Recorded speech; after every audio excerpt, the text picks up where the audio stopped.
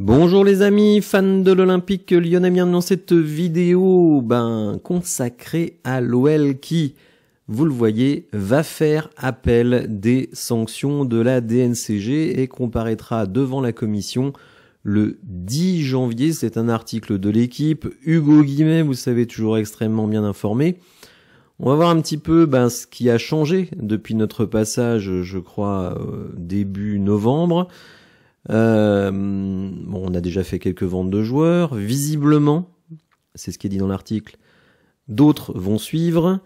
L'OL veut aussi se prévaloir des ventes à venir aussi de Botafogo. Donc, est-ce que notre dossier est vraiment bien amélioré? Je ne sais pas. En tout cas, c'est quelque chose qui quand même représente une surprise pour nous. Alors on nous dit déjà que cet appel a été réalisé avant la trêve, donc pour le coup il y a vraiment eu une sorte d'embargo sur cette décision. Elle comparaîtra donc devant la commission juridique de la FFF le 10 janvier.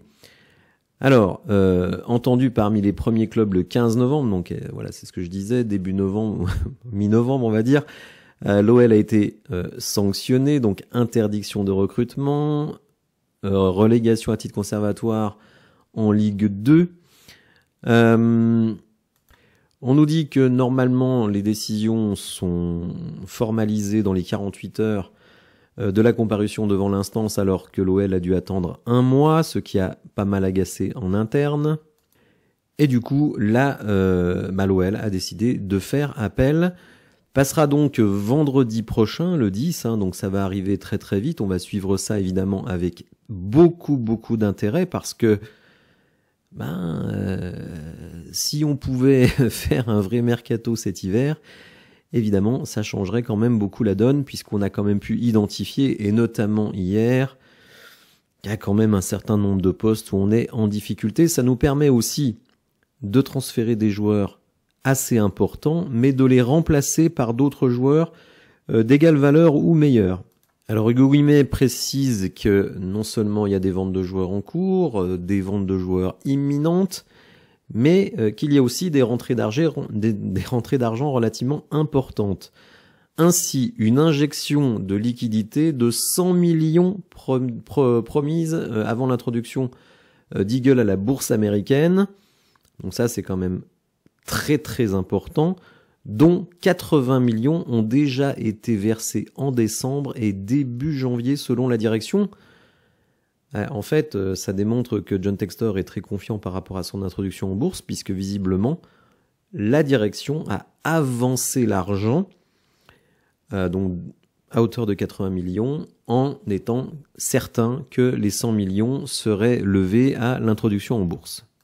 On nous parle également des ventes qui ont déjà été faites, Orban, Jeffinho, peut-être d'autres d'ici une semaine, nous dit Hugo Guimet, donc quand même.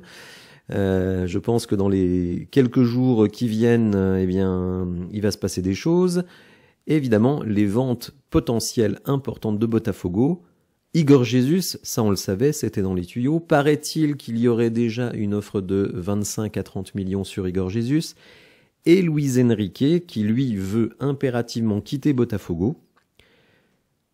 Des propositions existent, mais John Textor demande 60 millions, ce qui a d'ailleurs pour conséquence d'agacer le joueur et ses représentants, parce qu'il faut bien comprendre une chose, les amis. Pour Luis Enrique, qui vient de faire la meilleure saison de sa carrière, c'est vraiment le bon moment pour être vendu. Non pas que lui va toucher 1 euro sur cette vente, lui il s'en fiche, mais surtout de négocier un gros salaire et ses agents de prendre une énorme commission. Parce que oui, on pourrait penser, s'il vient à Lyon, qu'il est bon, sa valeur va continuer à augmenter. Mais imaginons l'inverse. Regardez ce qui s'est passé avec Nuama. S'il vient à Lyon, qu'il n'est pas bon, sa valeur baisse, les agents prennent moins de commission et lui, il aura un salaire Lyon, qui est déjà un très bon salaire, mais qui est encore un salaire inférieur à ce qu'il pourrait avoir en première ligue.